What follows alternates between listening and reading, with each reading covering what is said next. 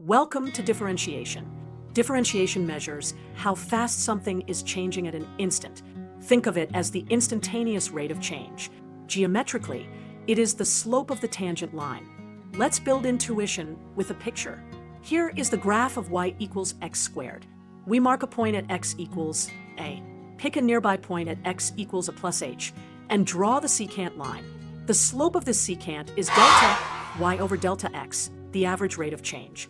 Now let h shrink toward 0. The secant becomes the tangent, and its slope is the derivative at a. Formally, the derivative of f at a is defined as f prime of a equals the limit as h approaches 0 of f of a plus h minus f of a, all over h. We also write dy dx for the derivative of y with respect to x. This limit is the slope of the tangent line at x equals a. Let's compute a simple derivative. Take f of x equals x squared. Start with the definition. Plug in and expand. Cancel and simplify. Take the limit. We get f prime of x equals 2x. Differentiation tells instantaneous change as the slope of the tangent line, and we computed a classic result. The derivative of x squared is 2x. Implicit differentiation.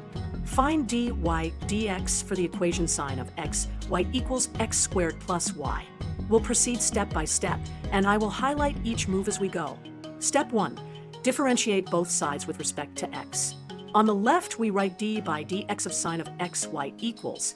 On the right, d by dx of x squared plus y. For the left side, we use the chain rule. The outer derivative of sine is cosine, and the inner derivative of x, y uses the product rule. That's x times d, y dx plus y. The right side is straightforward. The derivative of x squared is 2x, and the derivative of y is dy dx. Putting this together gives cosine of xy times the quantity x d, y dx, plus y equals 2x plus dy dx. Step 2. Expand and collect the dy dx terms. We distribute the cosine term to get x cosine of xy times dy dx plus y cosine of x, y equals 2x plus dy dx.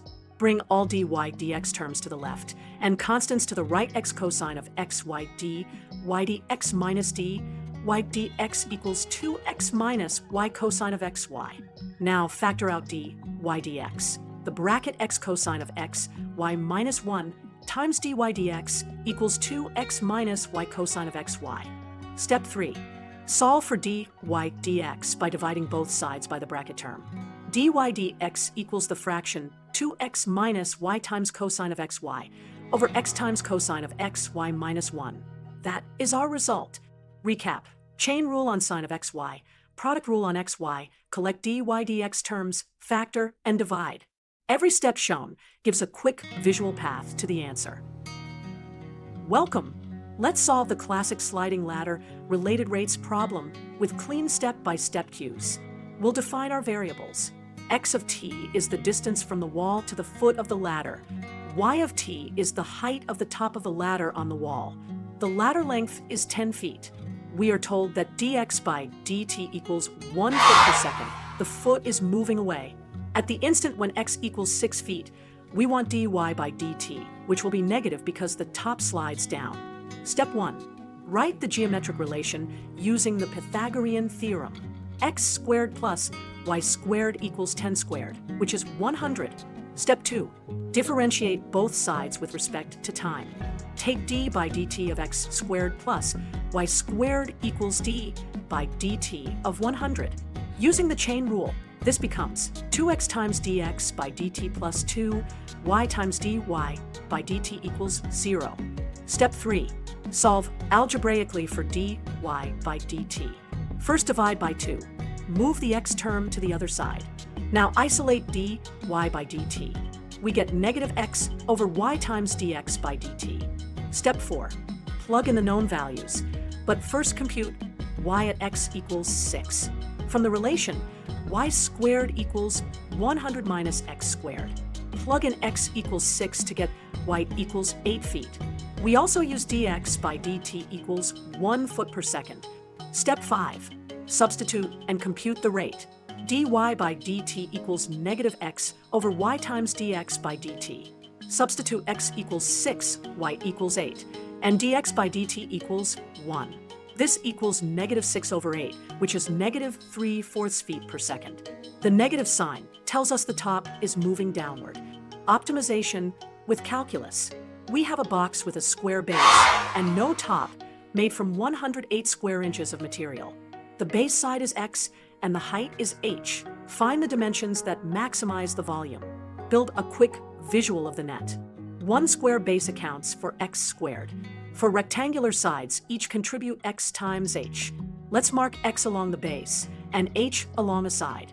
The surface area with no top is base plus 4 sides equals 108.